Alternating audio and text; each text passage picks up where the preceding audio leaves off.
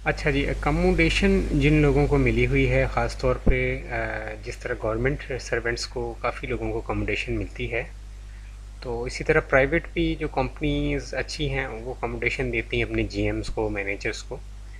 उसकी वैल्यू जो है वो सैलरी के अंदर किस तरह हम डालेंगे, परक्विसिट्स के अंदर जाके ये वैल्यू जो है वो डलनी होती है। और चूँकि इनकम टैक्स ऑर्डिनेंस 2001 जो है वो इन पर्टिकुलर ये कहता है कि ये अकॉर्डिंग टू नोटिफिकेशन जो है या कोई रूल्स जो हैं उसके मुताबिक ये डिसाइड होगी। वहाँ पे टैक्स जो इनकम टैक्स 2001 है वहाँ पे ये चीज़ उन्होंने डिसाइड नहीं की।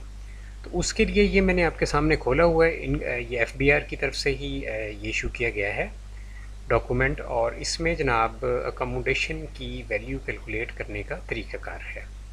तो इसको आसान अगर आप चाहें समझना तो मैं आपको बता देता हूँ यहाँ से। पहले मैं यहाँ से टेक्स्ट थोड़ा सा आपसे शेयर कर लूँ कि इसमें पहला केस ये है कि जो एम्प्लॉयर है वो एम्प्लॉई को अकोमोडेशन प्रोवाइड कर रहा है, ठीक है। तो उसकी हमने अब वैल्यू निकालनी है। तो उसकी वैल्यू के लिए इन्होंने कंडीशन लगाई है कि 45% of minimum of time scale of the basic salary जो है उस पर उसने लगना है, ठीक है। या जो बेसिक सैलरी है अगर टाइम स्केल नहीं है तो उसके ऊपर लगना है, ठीक है जी। Where there is no time scale. तो ये दो सिनेरियोज़ हो गए। 45% इसने लगना है, मैं आपको दिखाता हूँ। ये है जी बेसिक पे विद टाइम स्केल, ठीक है। टाइम स्केल के मुताबिक ये देखें, ये 5 साल बाद बढ़ती है, फिर 5 साल बाद बढ़ती है, फिर 5 साल बाद बढ़ती है। इस तरह इसने 5-5 साल तक फिक्स रहना है। इसको कहते हैं जी बेसिक पे विद टाइम स्केल। इसको अगर आपने इन डिटेल देखना हो तो ये मिनिस्ट्री ऑफ फाइनेंस ने इसको एक्सप्लेन किया हुआ है, ठीक है जी, कि ये क्या होती है, क्योंकि ये इतनी कॉमन नहीं है, राइट जी। ये मिनिस्ट्री ऑफ फाइनेंस का डॉक्यूमेंट आपके सामने है। तो अच्छा जी, ठीक है। तो बेसिक पे विद टाइम स्केल जो है वो ये वाली है। बेसिकली पूरा जो सी कॉलम है ये हमारा बेसिक पे विद टाइम स्केल है। इसको हम ग्रीन कर देते हैं। तो इसके आगे ये वैल्यू ऑफ अकोमोडेशन है। Value of accommodation according to जो एफबीआर का डॉक्यूमेंट है उसके मुताबिक अब इसमें जो मिनिमम टाइम स्केल है उसकी बेसिक पे के ऊपर लगनी है 45%। तो मिनिमम टाइम स्केल यही था 2011 से 15 तक जो था, 5 साल का। तो अब ये ऑनवर्ड ये सारे सालों में देखें 2011 से लेके 2022, 23, 24, 25 तक ये 45% ऑफ 1,38,000 है, ठीक है। क्योंकि ये एम्प्लाई जिसकी सैलरी 2011 में 1,38,000 थी, फिर 2016 में वो हो गई जनाब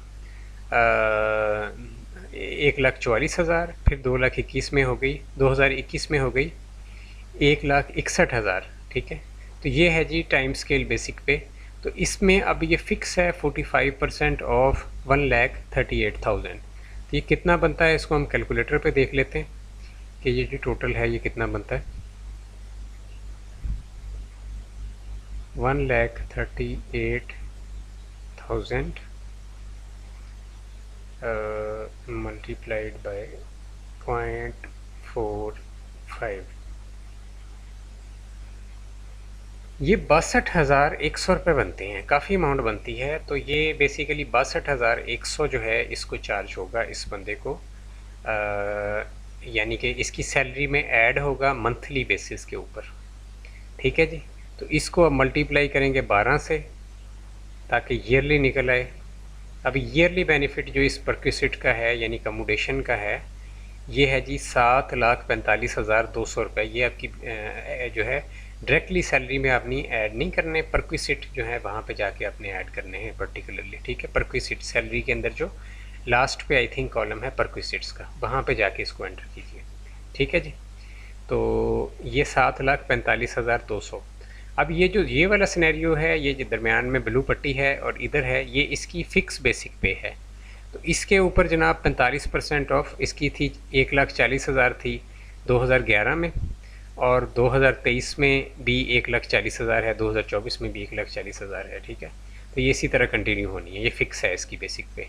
तो इसका 45% ऑफ 1,40,000 लग जाना है, ठीक है। तो वो कुछ इससे अमाउंट जो थोड़ी सी ज़्यादा बन जाएगी, राइट जी। ये थी जी accommodation provided by an employer to the employee, ठीक है जी। तो 1,40,000 के ऊपर 45% थोड़ा सा इससे ज़्यादा बनेगा क्योंकि यहाँ पे 1,38,000 था, अच्छा जी, अब ये एक और इसमें सिनेरियो जो डिस्कस हुआ हुआ मैं आपको दिखा भी दूँ, जो कि बाद में ऐड किया गया है। वो ये है कि अगर हाउस रेंट अलाउंस जो है वो मिल रहा है एम्प्लॉई को, तो देन उसकी कैलकुलेशन क्या होगी। ठीक है, हाउस रेंट अलाउंस के लिए शीट नंबर 2 है, और ये है जी where house rent allowance is admissible. ठीक है, यानी कि हाउस रेंट अलाउंस एम्प्लॉई को मिल रहा है। इसके लिए कंडीशन अगेन ये है कि जिधर बेसिक पे स्केल होगी ना, बेसिक पे विद टाइम स्केल होगी, तो वहाँ पे जो मिनिमम टाइम स्केल पे होगी, या मिनिमम जो टाइम स्केल होगा उसकी पे के मुताबिक जो है उसका 30%। ठीक है, तो इसी तरह जो फिक्स बेसिक पे अगर होगी तो वहाँ पे 30% ऑफ बेसिक सैलरी होगा। तो ये देखें, अब यहाँ पे जो है अमाउंट है 30% ऑफ आ रही है 1,38,000। ठीक है जी, 1,38,000 का 30%। कैलकुलेटर की मदद से ये अब निकाल लें। 1,38,000 मल्टीप्लाइड बाय 0.30, तो ये बन गया 41,400। ठीक है, इसको 12 से मल्टीप्लाई करेंगे तो ये बन जाएगा जनाब 4,96,800 एनुअली। ये जो है ये आप इसको अलाउंसेस के अंदर डालेंगे। ठीक है, यानी कि ये अलाउंस को भी कैलकुलेट, यानी मिनिमम वैल्यू अब ये कानूनी तौर पे ऐड कर सकते हैं। ठीक है, अब ये इसमें केस 2 जो है यहाँ पे ये है जी 1,40,000 जो बेसिक इस बंदे की पे थी, तो यहाँ से गलती से यहाँ पे लिखा गया है 1,38,000, हालांकि यहाँ पे 1,40,000 आना था, क्योंकि 1,40,000 से फर्दर जो है ये नीचे हो ही नहीं सकती। ठीक है, तो इसको मैं करेक्ट भी कर देता हूँ आपके सामने ही, और आपको इसको एक्सप्लेन भी कर देता हूँ। अब ये जो सिनेरियो है सेकंड वाला, ये है कि इसमें फ़िक्स बेसिक पे है और अलाउंस रिसीव कर रहा है एम्प्लॉई। ठीक है, तो ये मैंने करेक्ट कर दिया इसको। तो यहाँ पे 30% ऑफ बेसिक उसकी जो है वो लगनी है। तो ये भी जो अमाउंट हमने राइट नाउ कैलकुलेटर पे की थी उससे थोड़ी सी ज़्यादा बनेगी, क्योंकि यहाँ पे हम 30% ऑफ 1,38,000 कैलकुलेट कर रहे थे, यहाँ पे केस 2 में 30% ऑफ 1,40,000 जो है हम कैलकुलेट कर रहे हैं। यहाँ पे देखें बेसिक पे इसकी जो है फ़िक्स है। ठीक है, और यहाँ पे टाइम स्केल के साथ जो है 5-5 साल के इंटरवल के बाद उसकी पे जो है वो बढ़ रही है। ठीक है जी, तो ये था बेसिक पे विद टाइम स्केल, और ये था बेसिक पे फिक्स बेसिक पे। ठीक है, तो ये इन दोनों का भी उन्होंने बताया हुआ है कि यही 30% मिनिमम लगना है। यहाँ पे मिनिमम टाइम स्केल की जो पे है उस पे लगना है, यहाँ पे जो भी पे है फिक्स चल रही है उसके ऊपर लगना है। तो ये बेसिकली ये तरीक़ाकार है निकालने का जो एक्चुअल है। बाकी रफली लोग डाल देते हैं अमाउंट, कहते हैं कि कौन सा किसने पूछना है। तो ये एक्चुअल तरीक़ाकार मैंने आपको गाइड किया। इसमें अगर कोई भी कन्फ्यूजन है ज़रूर आप क्वेश्चन करें कमेंट के अंदर, और कोई मसला मसाइल हो तो ज़रूर मुझे बताएं, मैं उसमें इंशाल्लाह वीडियो आपको बना दूंगा नेक्स्ट डे पे।